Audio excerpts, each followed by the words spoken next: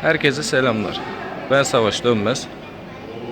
Bugün 14 Kasım 2020 günlerden Cumartesi. İzmir Torbalı'dayız. Torbalı İzmir'den sonra 35-40 kilometre, yarım saat uzaklıkta bir yer. Burada Key Müzesi'm var. Bir araç müzesi. İçeride yüzlerce bakımı yapılmış mükemmel araç. Güzel bir video olacağını düşünüyorum. İzlemeye değer bir video olacağını. Zamanınız varsa izleyin diyorum. Herkese şimdiden iyi seyirler diliyorum. Key Müzesi'mdeyiz. Burada yüzlerce araç var. Birazdan araçları biraz daha detaylı göreceğiz.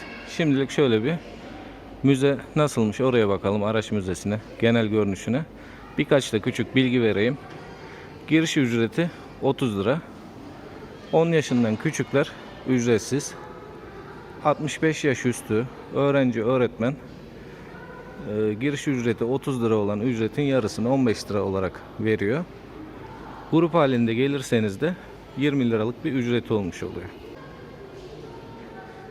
Burada dünyanın ilk üretilen aracından bugüne kadarki araçlardan yüzlercesi var. Dünyanın ilk otomobilinden tutun da Batman'in filmde kullandığı araca kadar. Buradaki araçların her biri ilk başta Türkiye'nin dört bir yanından, daha sonra dünyadan da araç geliyor. Gelen araçların toplanmasıyla oluşuyor. Yolunuz buralara düşerse gelebilecek olduğunuz bir yer. Burası araba severler için bir cennet gibi görünse de araç sevmeseniz bile buraya girdiğiniz zaman burada bir tarih yatıyor. Kendinizi burada kaptırır gidersiniz. Yani sadece araç severler için değil, aslında yolu bu tarafa düşen herkes için gelinebilecek bir yer. Pazartesi ve salı günleri kapalı. Haftanın diğer günleri saat 5'e kadar açık olan bir yer. Mercedes-Benz'lerin atası Benz. 1886 model. Toplamda 25 adet üretilmiş. Dünyanın ilk otomobili. Evet, şu an ekranda gördüğümüz dünyanın ilk otomobili. Motoru arkada. Şu mükemmel bir arabaymış görünüşü. 1970 model Sutus. Buradaki her bir aracın restorasyonu, aracın en ufak cıvatasına kadar her şeysi sökülerek, temizlenerek, ilk günkü performansı haline getirilerek yapılıyor. Porsche'den, Mercedes'ten, Audi'den aklınıza gelebilecek her türlü araçlar var. Şu da mükemmel bir şey.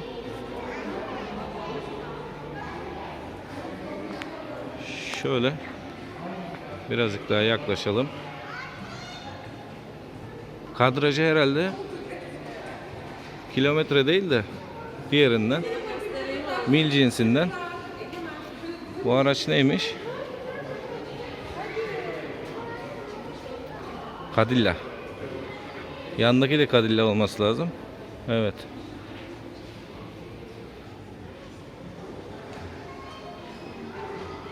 Burası nemlenmesin diye belli bir sıcaklıkta tutuluyor. Çünkü bildiğiniz gibi lastiklerin, metallerin bir numaralı düşmanı nem. Şu araç 1953 modelmiş. Nash Halley'miş bu. 1953 model. 1957 model bir Porsche.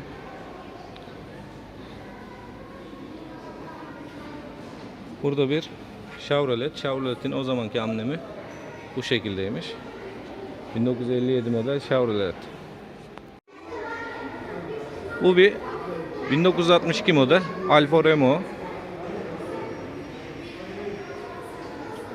1967 model Aston Halley. Bu araçta 1960 model Touring'ti. Söylemekte bile zorlanıyorum. Normalde göremeyeceğimiz, duyamayacağımız araçlar. Bu da 1962 modeli. Şu 60 modeli, bu da 62 modeli. Bu da zamanının Ford'u. Şu anki Ford'ları düşünün. Bu araç 1956 model bir Ford. Ford Thunderbird. Mükemmel bir arabaya daha geliyoruz. Morgan. 1969 model bir Morgan. Çok değişik dizaynda bir araç. 1964 model Amphicar. Bu araç 38 beygir gücündeymiş. Ve motosikletler. Motosikletlerin dizaynında pek bir değişiklik olmamış. Fakat ayaklıkları iki taraflıymış o zaman. İki tane Piaget. 1972 soldaki, 1963'te sağdaki. Şu an biz Avrupa'nın ya da Amerika'nın bir müzesinde değiliz. İzmir Torbalı'dayız. Burada harika bir Jaguar var. Otomatik vites.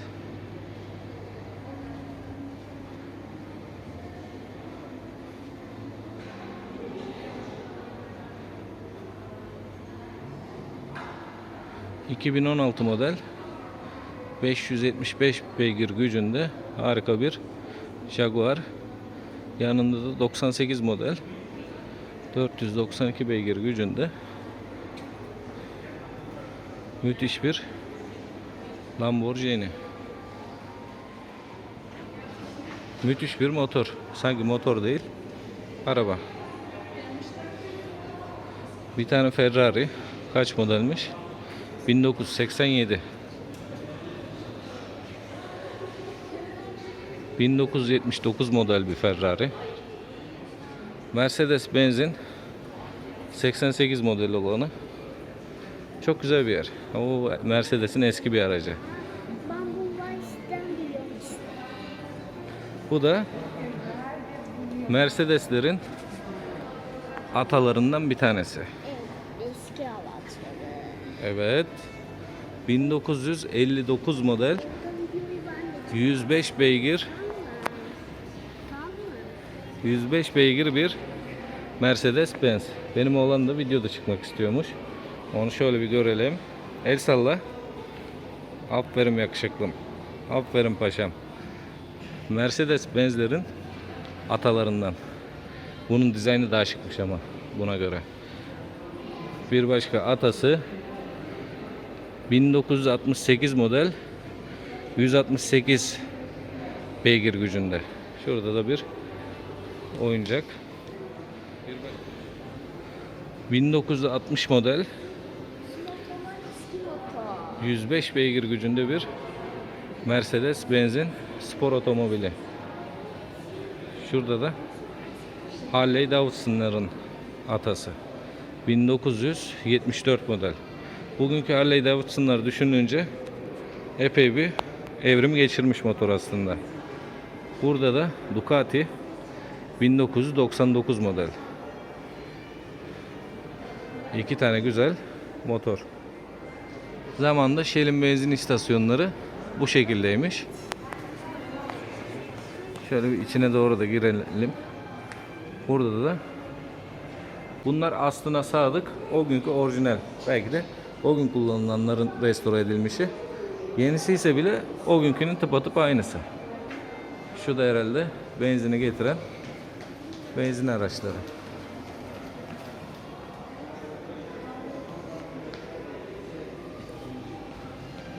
Şöyle baktığınız zaman o kafeteryanın arkasında da bir sürü araçlar var. O bölüme de gideceğiz. Dünya standartlarında bir müze. K-Museum. Şu Cadillac dehşet bir şey.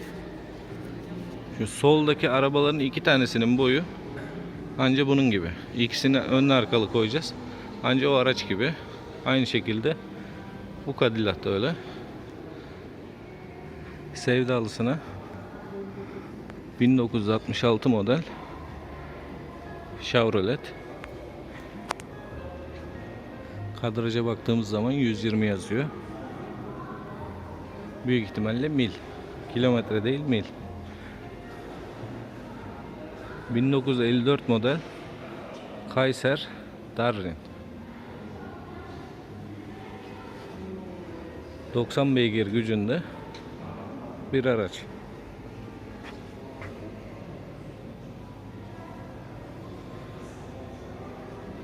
Zamanının dehşet makineleri.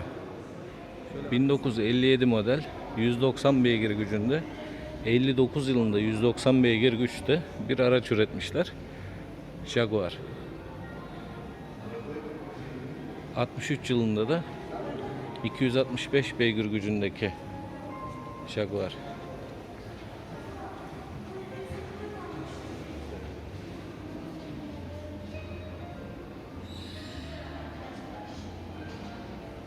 ...280 yazıyor kadrajında. İçinde bir sürü düğme. Manuel vites bir araçmış.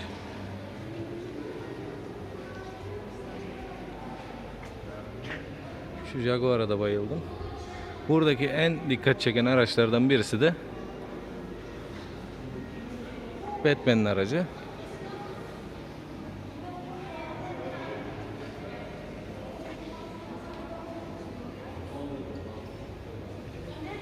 Bu filmde gördüğümüz aracın birebir aynısı. Yani kendisi değilse bile ebat olarak, görünüş olarak, yapılış olarak birebir aynısı. Şurası egzozu. Gotham 1966 yazmışlar. Şu da Batman'in motosikleti.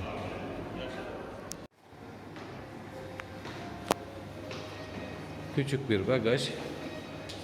4 kişilik.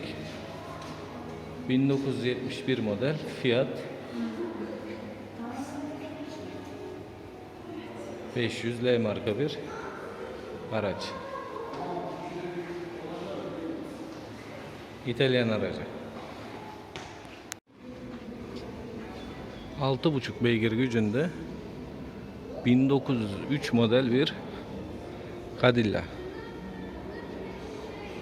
Lastikler, tekerlek daha doğrusu ahşaptan. Burada bir tarih var. 1903 model Cadillac.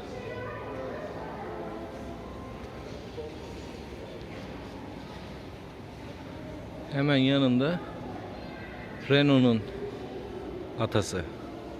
1908 model 12 beygir gücünde bir Renault. Burada da Buki.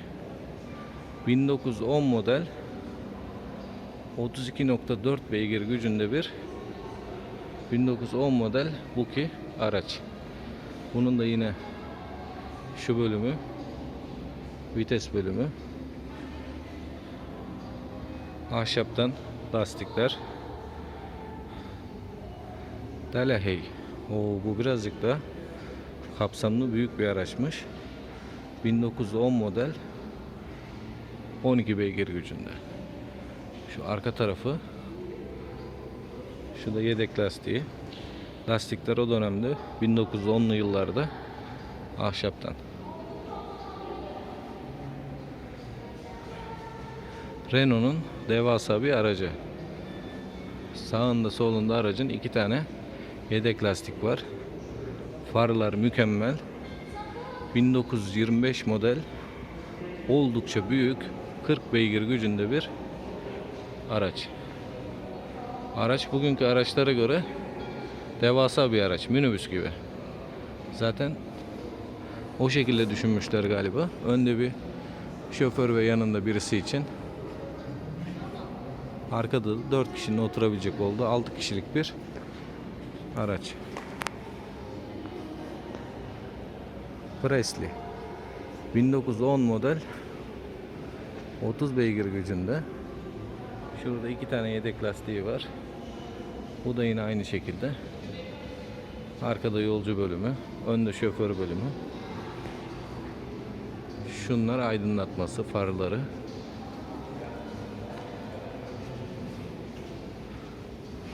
Şurada yine farları.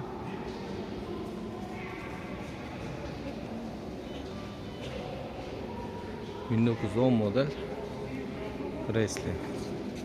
Bu diğerlerine göre ebat olarak birazcık daha küçük kalmış.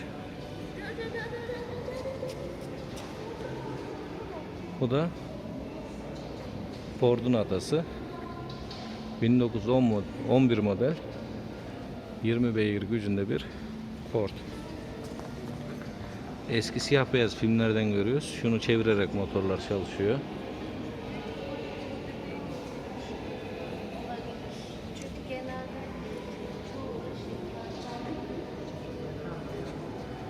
Şurada mükemmel bir bölüm daha var. Oraya birazdan gireceğiz. Önce şu araçları bir bitirelim. Bunlar çünkü çok zevkli seyretmesi.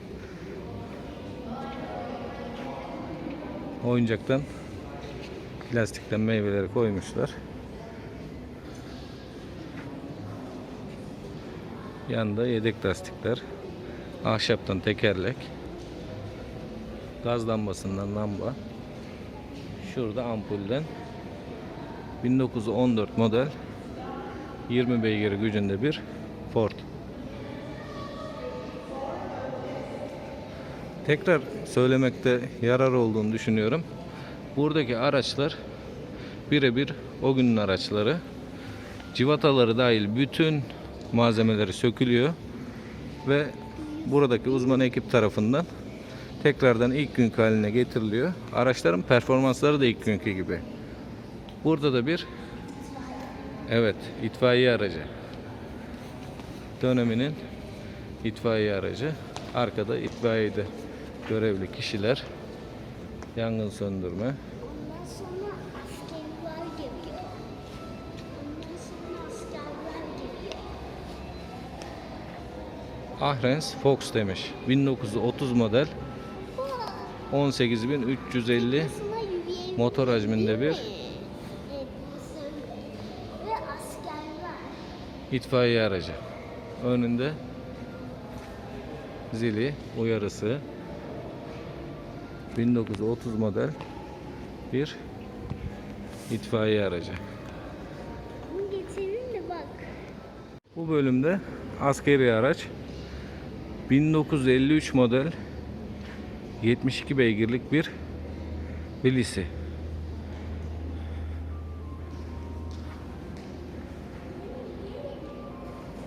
Artık yavaş yavaş günümüze yaklaşmış bu araç.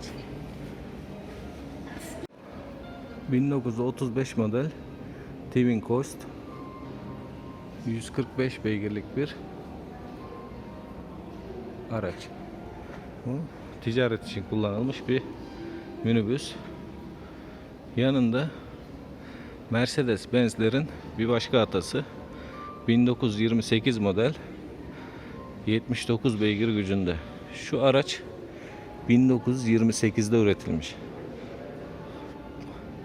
Böyle araçlar yan yana sergilenince kıymeti sanki bir parça hafifmiş gibi ama bunların her biri aslında bir tarih. 1933 model Stutz 156 beygir gücündeymiş. Mercedes'in dizaynı o gün de güzelmiş. Stutz da bir benzer dizayn yapmış. Packard 1932 model Light 8 sedan demiş. 110 beygirlik bir araç.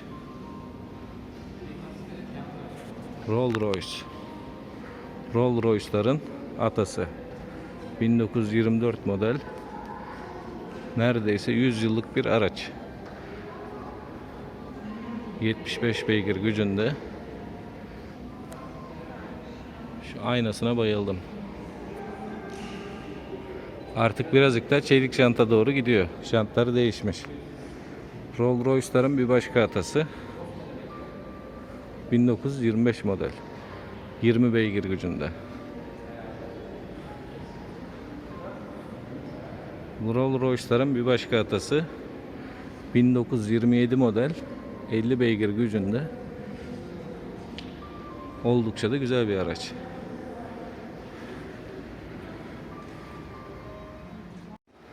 İsmini ilk defa duydum. Auburn. 1931 modelmiş.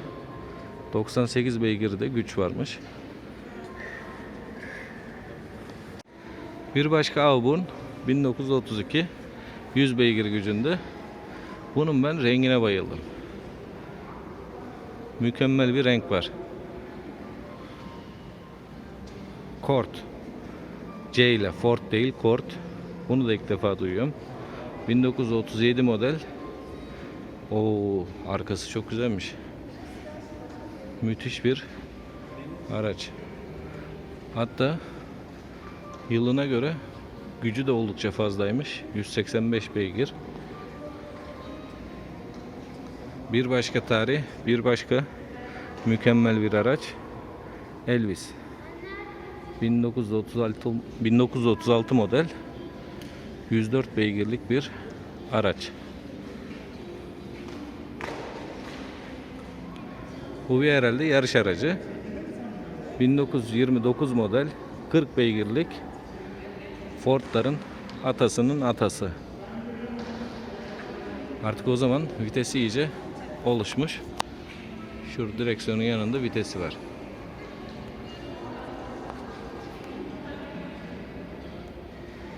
Relay 1935 model 75 beygirlik, yandan egzozu gidiyor. Müthiş bir araç daha. Şu bölüm motorların olduğu bölüm. 1947 model Hindistan menşeli Chevy. Hemen yanında 1930 model Hindistan menşeli. Bu bölüm olduğu gibi Hindistan gerçi. Şu motor 1921 model. Şu güzellikleri imkanınız varsa görmenizi isterim. Mükemmel bir müze. 1989 model bir Harley Davidson. 2016 model bir yer uçağı BMW.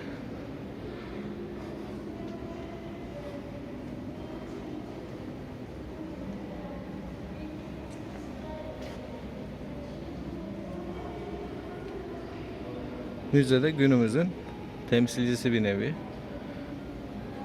493 beygirlik bir BMW.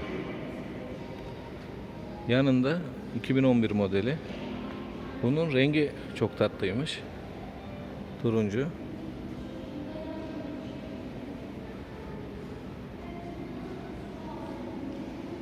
...2003 model bir BMW. BMW hastaları için BMW'nin tarihsel gelişim bir nevi. 1994 model. Bu da çok tatlı bir araçmış. BMW M3 1987.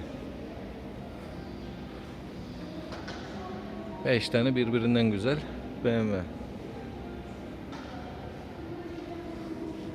Bu bölümde motorların BMW'si. 1936 model bir BMW.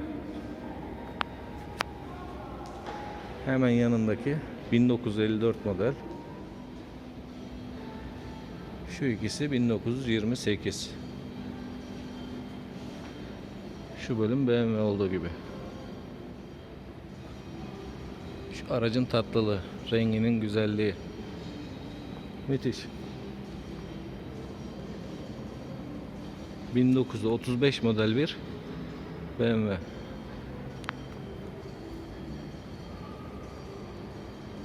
Kadrajı 50'ye kadar gösteriyor. Muhtemelen 50 mil.